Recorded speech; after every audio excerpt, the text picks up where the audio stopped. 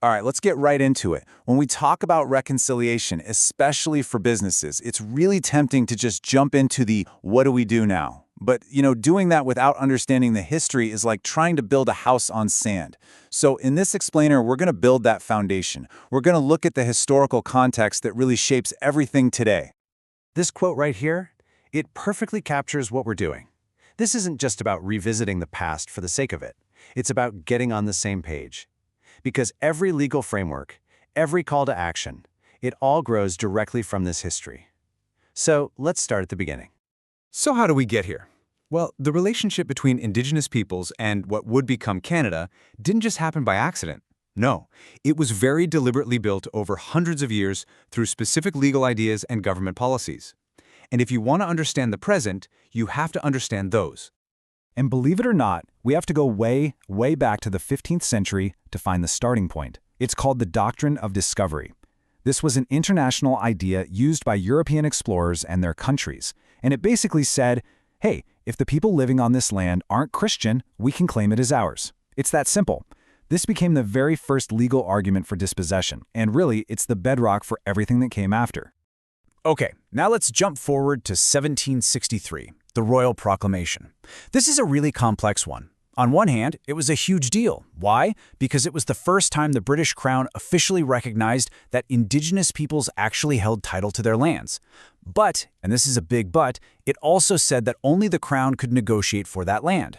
So at the exact same time, it acknowledged rights while also centralizing all of the power, and that set the stage for the entire treaty process. Now, if we're talking about control, we have to talk about the Indian Act of 1876. This thing was a tool of massive, sweeping control. It imposed a new form of governance, it legally defined who was and who wasn't an Indian according to the government, it put a stranglehold on economic independence, and it did all of this with one ultimate goal in mind: assimilation. And that goal of assimilation, well, it led to one of the most painful and traumatic parts of Canadian history: the residential school system. The purpose was stated very clearly: to kill the Indian in the child. This wasn't about education. This was a system designed for cultural genocide. The abuse, the loss of language, the disconnection from family, it created this deep intergenerational trauma that continues to create very real economic and social barriers for people right now, today. And these policies didn't just end with the last residential school. Starting in the 1950s, something called the 60 Scoop began. It was, in many ways, the same idea, but with a different method. This time, the child welfare system was used to remove thousands of Indigenous kids from their homes, placing them with non-Indigenous families. Again, this just shattered more families, more communities, and more cultural connections. Okay, so we've looked at this legacy of control and assimilation. Now let's pivot. Let's talk about the very documents that were meant to define a relationship of partnership, the treaties. How you see these documents is absolutely fundamental to understanding the modern landscape of Indigenous rights.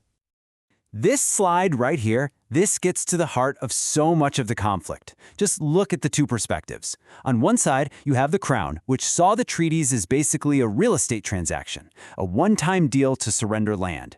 But from the First Nations perspective, no way. These were sacred nation-to-nation agreements to share the land and resources forever, in peace. We're talking about two completely different worldviews here, and that gap in understanding is still a massive issue. So, how do we even begin to bridge a gap that wide? Well, the modern framework for doing that really starts with the Truth and Reconciliation Commission, or the TRC. Its first job was to document the truth of what happened in residential schools. Out of that truth came the 94 calls to action, basically a roadmap for all of us. And for anyone in the corporate world, Call to Action 92 is the one that speaks directly to you, giving the business community a very specific job to do. Now, along with the TRC, there's another total game changer, UNDRIP. That stands for the United Nations Declaration on the Rights of Indigenous Peoples. And this is key. It's now part of Canadian law. What it does is shift the standard for engagement. The old way was a duty to consult, but the new standard is free, prior, and informed consent, or FPIC. And that's a world of difference. It means Indigenous peoples don't just get to be consulted, they have the right to give or withhold their consent on projects that affect them. For business, this changes everything. So let's put it all together. Here's the bottom line for the corporate world. The colonial policies we talked about, they created the systemic barriers we see today. The treaties? They're seen as living economic agreements, not old history. The TRC gives businesses a clear mandate to get involved, and UNDPR sets the new legal and ethical standard for how to get involved, and that standard is free, prior, and informed consent. Everything we've covered, the doctrines, the laws, the trauma, and the modern calls for justice, all of it, that's the foundation. It's the essential context. It's the why. So the question for all of us, and especially for business, isn't if we should act anymore, it's how.